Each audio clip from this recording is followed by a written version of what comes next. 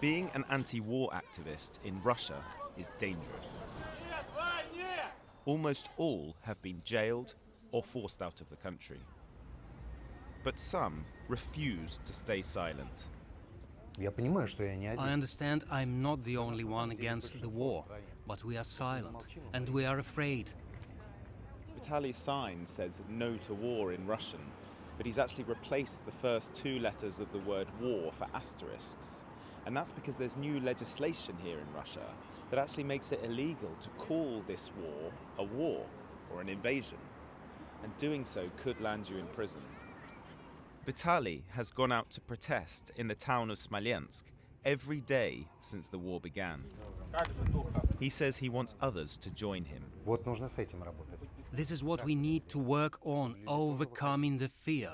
The fear is very high. Since February, Vitaly has been arrested and beaten up. While we were filming, this happened.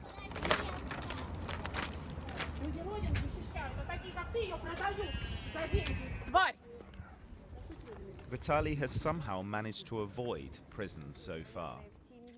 But Yelena's son was not so lucky. She shows me his room, untouched since his arrest. It's very sad that he's not here with us. I really miss him. Dima was charged with spreading fakes about the military. He ran a popular social media channel where he posted anti-war material. He faces at least 5 years in prison. I wanted him to leave, but he always refused. He said, "This is my country. Why should I leave?" I didn't want him to end up in prison. It's very difficult for me to think about him suffering. Small numbers of anti-war activists continue their protests in the shadows. We met 2 members of a secretive protest group called the Feminist Anti-War Resistance. They make banners and spray anti-war graffiti in St. Petersburg. They asked us to hide their identity. It's a completely senseless imperialist war that should never have happened. What do you fear could happen if you get caught? You never know how the police will treat you.